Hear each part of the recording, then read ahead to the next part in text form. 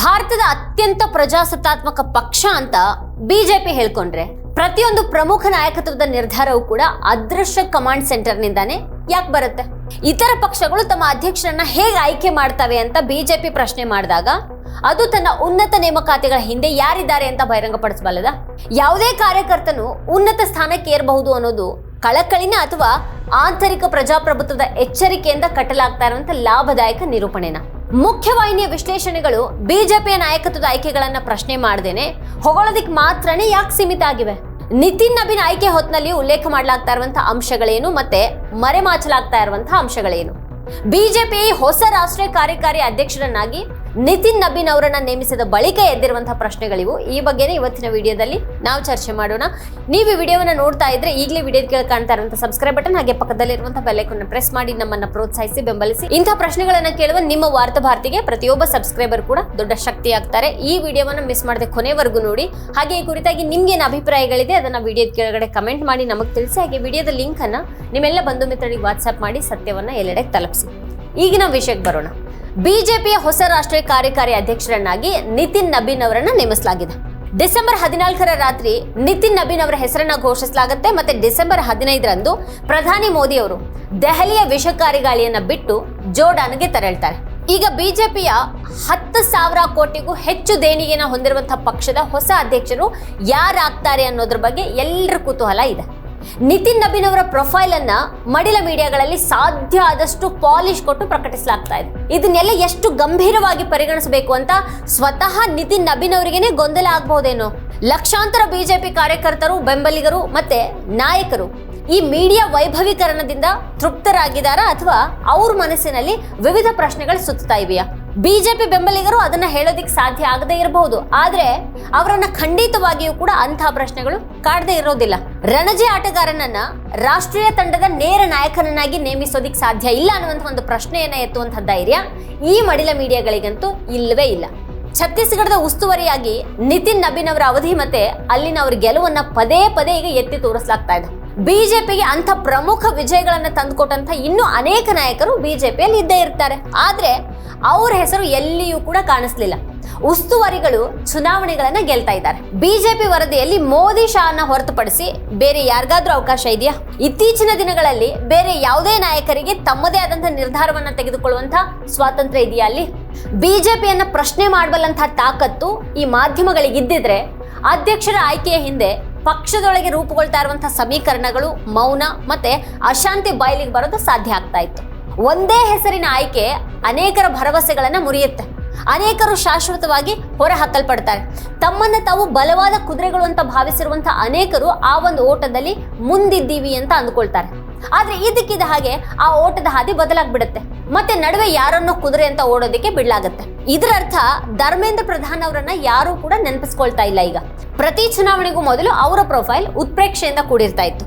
ಧರ್ಮೇಂದ್ರ ಪ್ರಧಾನ್ ಅವರನ್ನ ವಿವಿಧ ರಾಜ್ಯಗಳ ಉಸ್ತುವಾರಿಯನ್ನಾಗಿ ನೇಮಿಸಲಾಗಿದೆ ಅಂತ ಹೇಳಲಾಗತ್ತೆ.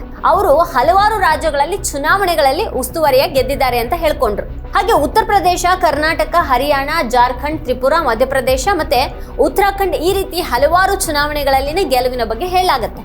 ಆದ್ರೆ ಪ್ರಧಾನ್ ಅವರನ್ನ ಕಾರ್ಯಾಧ್ಯಕ್ಷರನ್ನಾಗಿ ಯಾಕೆ ನೇಮಿಸಲಾಗಿಲ್ಲ ಅಂತ ಅವರಿಗೆ ಆಶ್ಚರ್ಯ ಆಗ್ಲಿಲ್ಲ. ಘೋಷಣೆಗೂ ಮುಂಚೆ ಕೂಡ ಮಾಧ್ಯಮಗಳಲ್ಲಿ ಪ್ರಧಾನ್ ಹೆಸರಿನ ಬಗ್ಗೆ ಯಾವುದೇ ಮಹತ್ವದ ಚರ್ಚೆ ನಡೀಲಿಲ್ಲ. ಪ್ರಧಾನ್ ಅವರ ಹೆಸರನ್ನ ಯಾಕೆ ಚರ್ಚೆ ಮಾಡಲಾಗಿಲ್ಲ ಅಂತ ಯಾರು ಕೂಡ ಕೇಳಲಿಲ್ಲ. ಕಾಂಗ್ರೆಸ್ ಅಧ್ಯಕ್ಷ ಹುದ್ದೆಗೆ ಮಲ್ಲಿಕಾರ್ಜುನ್ ಖರ್ಗೆ ಮತ್ತೆ ಶಶಿ ತರೂರ್ ನಡುವೆ ಚುನಾವಣೆ ನಡೀತು.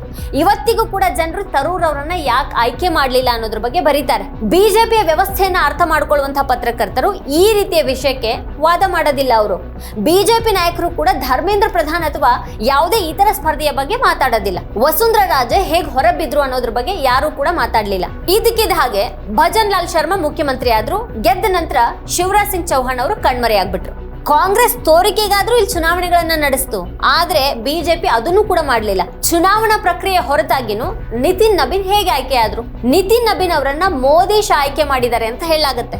ಅಂದ್ರೆ ಬಿಜೆಪಿ ತನ್ನದೇ ಆದ ಒಂದು ವ್ಯವಸ್ಥೆಯ ಮೂಲಕ ಅವರನ್ನ ಆಯ್ಕೆ ಮಾಡಲಿಲ್ಲ.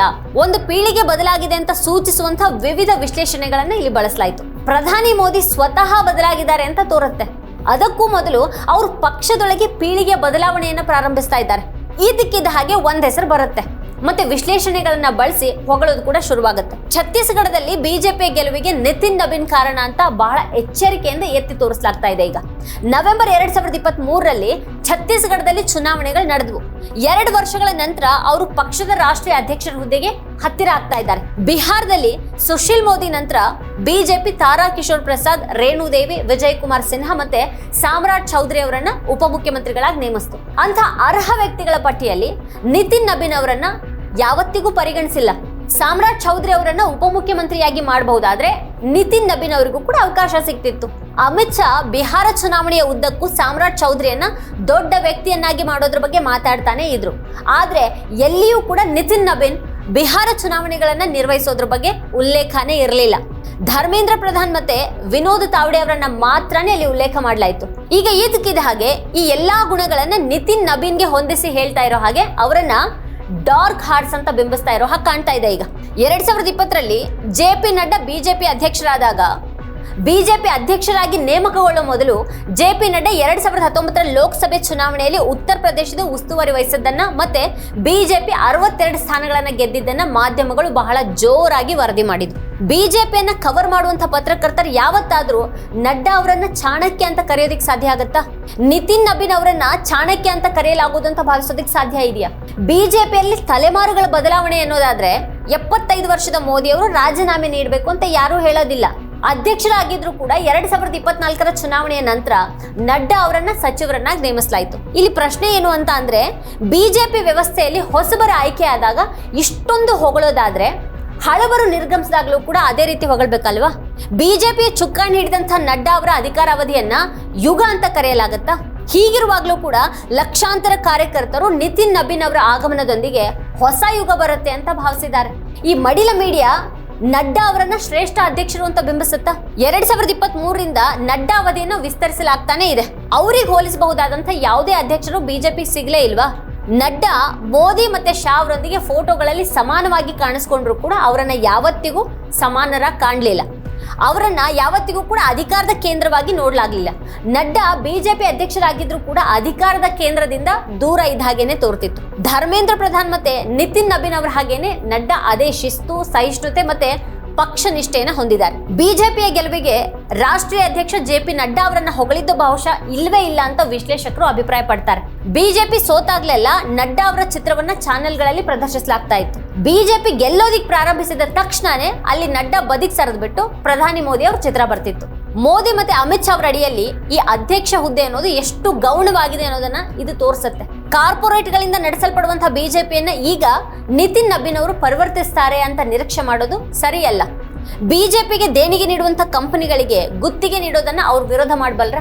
ಬಿಜೆಪಿಯಲ್ಲಿ ನೈತಿಕತೆಯ ಹೊಸ ಯುಗ ಬರಲಿದೆಯಾ? ಪೀಳಿಗೆ ಬದಲಾವಣೆ ನಡೀತಾ ಇರುವ ಕಾರಣ ಮೋದಿ ಮತ್ತೆ ಶಾ ಅವರು ನಿತಿನ್ ನಬೀನ್ ಅವರನ್ನ ಹೊಸ ಆಯ್ಕೆ ಮಾಡಿ ಹೊಸ ಪೀಳಿಗೆಗೆ ನಿರ್ಧಾರಗಳನ್ನ ಬಿಡ್ತಾರ? ಬಿಜೆಪಿಯಲ್ಲಿ ಪೀಳಿಗೆಯ ಬದಲಾವಣೆ ಆಗತ್ತಾ ಅಥವಾ ನಿತಿನ್ ನಬೀನ್ ಅವರನ್ನ ಹೊಸ ನಡ್ಡಾ ಆಗಿ ಮಾಡ್ಲಾಗತ್ತಾ? 2014ರಿಂದ ಮುಖ್ಯಮಂತ್ರಿ ಕುರ್ಚಿಗೆ ಹೊಸ ಮುಖಗಳನ್ನ ಪ್ರಯತ್ನಿಸಲಾಗ್ತಾ ಇದೆ. ಮತ್ತೆ ಅವರೆಲ್ಲರೂ ಕೂಡ ಪೀಳಿಗೆಯ ಬದಲಾವಣೆಯನ್ನ ಪ್ರತಿನಿಧಿಸ್ತಾರೆ ಅಂತ ಹೇಳ್ತಾನೆ ಬರಲಾಗಿದೆ. ಮೋಹನ್ ಲಾಲ್ ಯಾದವ್, ಭಜನ್ ಲಾಲ್ ಶರ್ಮಾ, ನಯಾಬ್ ಸಿಂಗ್ ಸೈನಿ ಮತ್ತೆ ರೇಖಾ ಗುಪ್ತಾ ಬಂದಿದ್ದಾರೆ. ಈ 4 ಯಾವ ಪೀಳಿಗೆನ ಪ್ರತಿನಿಧಿಸ್ತಾರೆ? ಅವರು 90ರ ದಶಕದ ನಾಯಕರ ಕಾಣ್ತಾರ? ಮಡಿಲ ಮೀಡಿಯಾಗಳು ಪದೇ ಪದೇ ಈ ಪೀಳಿಗೆಯ ಬದಲಾವಣೆಯ ಬಗ್ಗೆ ಮಾತನಾಡುವಾಗ ಇದು ಯಾವ ರೀತಿಯ ಬದಲಾವಣೆ ನಡೀತಾ ಇದೆ ಅನ್ನೋದನ್ನು ಕೂಡ ವಿವರಿಸಬೇಕಲ್ವಾ? ಪೀಳಿಗೆಯ ಬದಲಾವಣೆ ಹೆಸರಿನಲ್ಲಿ ಮುಂದೆ ತರಲಾದಂತ ಈ ನಾಯಕರು ಅದೇನ್ ಸಾಧಿಸಿದ್ದಾರೆ? ಹೊಸ ಯುಗದ ನಾಯಕರು ಅಂತ ಹೇಳೋದಿಕ್ಕೆ ತೋರಿಸಬಹುದಾದಂತ ಯಾವ ನಿರ್ಧಾರವನ್ನ ಅವ್ರು ತೆಗೆದುಕೊಂಡಿದ್ದಾರೆ? ಅಧಿಕಾರದಲ್ಲಿರುವಂತಹ ಪಕ್ಷದ ಅಧ್ಯಕ್ಷರ ಪ್ರಭಾವ ಕಡಿಮೆ ಆಗಿ ಪ್ರಧಾನಿ ಪ್ರಭಾವ ಹೆಚ್ಚಾಗಿದೆ. ಹಾಗಾದ್ರೆ ಅಧ್ಯಕ್ಷರ ಸ್ಥಾನದ ಸ್ಥಿತಿ ಏನಿದೆ ಇವತ್ತು? UP ಬಿಜೆಪಿ ಅಧ್ಯಕ್ಷ ಪಂಕಜ್ ಚೌಧರಿ ಆದೇಶಗಳನ್ನ ನೀಡೋದು ನಾಯಕತ್ವ ಅಲ್ಲ ಅಂತ ಹೇಳ್ತಾರೆ. ಆದ್ರೆ ಅಧ್ಯಕ್ಷರು ನಿರ್ಧಾರ ಮತ್ತೆ ಆದೇಶಗಳನ್ನ ನೀಡೋದು ಬಿಟ್ಟು ಮತ್ತೆ ಬೇರೆ ಇನ್ನೇನ್ ಮಾಡಬಹುದು? ಬಿಜೆಪಿ ಉನ್ಮಾದದಲ್ಲಿದೆಯಾ ಅಥವಾ ಅದು ಆನಂದಮಯ ಸ್ಥಿತಿಯಲ್ಲಿದೆಯಾ? ಬಿಜೆಪಿ ನಾಯಕರು ಮಾತಾಡೋದಕ್ಕೆ ಸಾಧ್ಯ ಆಗೋದಿಲ್ಲ ಅನ್ನೋದಾದ್ರೆ ಏನಿದ್ರ ಅರ್ಥ? ಈಗ ಬಿಜೆಪಿಯೊಳಗೆ ಯಾವುದಕ್ಕೂ ಸ್ಪರ್ಧಿಗಳೇ ಇಲ್ವಾ ಅಥವಾ ಅವ್ರು ಕಣ್ಮರೆಯಾಗಿದ್ದಾರಾ? ಮೋದಿ ಮತ್ತೆ ಶಾ ತಮ್ಮ ಪ್ರತಿಭೆಯನ್ನ ತೋರಿಸೋದಕ್ಕೆ ಪ್ರಯತ್ನಿಸ್ತಾ ಇದ್ದಾರೆ ಅಂತ ಕೆಲವರು ಹೇಳ್ತಾರೆ. ಅವರಿಗೆ ಇನ್ನು ಮುಂದೆ RSS ನ ಅಗತ್ಯ ಇಲ್ಲ ಅಂತ ನಡ್ಡಾ ಈಗಾಗಲೇ ಹೇಳಿದ್ದಾರೆ. ಹಾಗಾದ್ರೆ ಈಗ ನಡ್ಡಾ ಜಾಗದಲ್ಲಿ ನಿತಿನ್ ನಬಿ ಅವರನ್ನ ತರೋ ಮೂಲಕ ಮೋದಿ ಮತ್ತೆ ಶಾ ಇದನ್ನ ಸಾಬೀತುಪಡಿಸಿದಾರ? ಈ ಆಯ್ಕೆಗೆ RSS ಸಹ ಒಪ್ಕೊಳ್ತು ಅಂತ ಕೂಡ ಹೇಳಲಾಗ್ತಾ ಇದೆ. ಬಿಹಾರ ಚುನಾವಣೆಯಲ್ಲಿ ಕೇವಲ 1 ಟಿಕೆಟ್ ಹಂಚಿಕೆಯಿಂದ ಕಾಯಸ್ಥ ಸಮುದಾಯ ಅಸಮಾಧಾನಗೊಂಡಿದೆ ಅಂತ ಹೇಳಲಾಗ್ತಾ ಇದೆ. ಹಾಗಾದ್ರೆ ಈ ಆಯ್ಕೆಯ ಮೂಲಕ ಏನ್ ಸಂದೇಶವನ್ನ ಕೊಡ್ಲಾಗ್ತಾ ಇದೆ? ಕೆಲವು ದಿನಗಳ ಹಿಂದಿನವರೆಗೂ ಕೂಡ OBC ನಾಯಕನನ್ನ ನೇಮಿಸಲಾಗುತ್ತೆ ಅನ್ನುವಂಥ ವರದಿಗಳು ಹರಿದಾಡ್ತಾ ಇದ್ವು. ಈಗ ಕಾಯಸ್ಥ ಸಮುದಾಯದ ಆಯಾಮವನ್ನ ಇಲ್ಲಿ ತರಲಾಗಿದೆ. ಈ ಆಟ ಇಬ್ರು ಪ್ರಭಾವಿ ವ್ಯಕ್ತಿಗಳಿಂದ ನಡೆಸಲ್ಪಡ್ತಾ ಇರುವಂತಹ ಆಟ ಅಂತ ಇಲ್ಲಿ ತೋರ್ತಾ ಇದೆ. ವೀಕ್ಷಕರ ಕುರಿತು ನೀವೇನ್ ಹೇಳ್ತೀರಾ? ನಿಮ್ಗೇನು ಅಭಿಪ್ರಾಯ ಇದೆ ಅದನ್ನ ವಿಡಿಯೋದ ಕೆಳಗಡೆ ಕಮೆಂಟ್ ಮಾಡಿ ನಮಗೆ ತಿಳಿಸಿ. ಇದೇ ಹೊತ್ತಿನ ಸ್ಪೆಷಲ್ ನೋಡ್ತಾ ಇರಿ ವಾರ್ತಾಭಾರತಿ.